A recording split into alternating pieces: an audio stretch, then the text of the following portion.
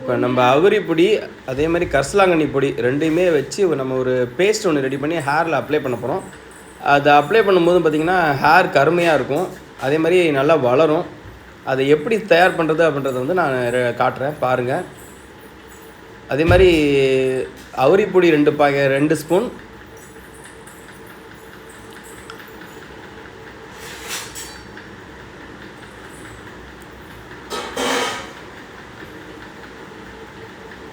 கரிசலாங்கண்ணி பொடி 2 ஸ்பூன்,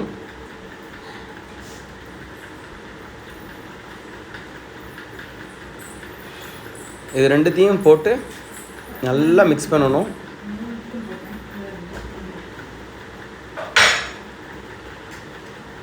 அந்த பேஸ்ட்டு எப்படி எந்த கன்சிஸ்டன்சியில் இருக்கும் அப்படின்னா, நமக்கு ஒரு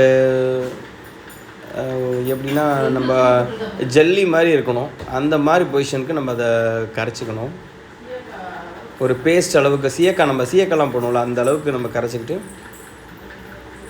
இப்போ பார்த்திங்களா அந்த அவுரிப்பொடி போட்டோடனே நமக்கு வந்து அந்த பிளாக்னஸ் கிடச்சிரும்.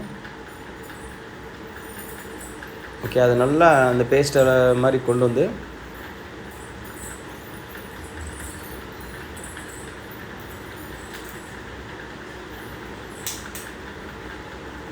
அதை எடுத்து நம்ம ஹேரில் அப்ளை பண்ண வேண்டியது தான்.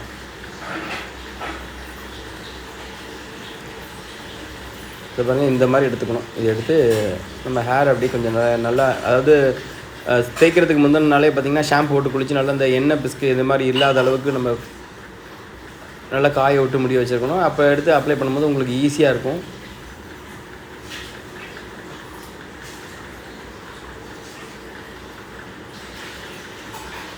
நல்லா கையில் எடுத்து அப்ளை பண்ணுங்கள்.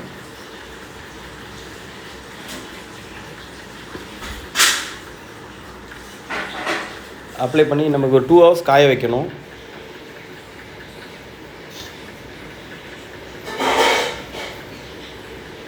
டூ ஹவர்ஸ் இல்லைனா 1 ஹவர் மேக்ஸிமம் ஒரு மணி நேரம் காய விட்டாலே போதும். காஞ்சிச்சின்னா நல்லா உங்களுக்கு ஒரு மாதிரி ட்ரைனஸ் கிடச்சிரும்.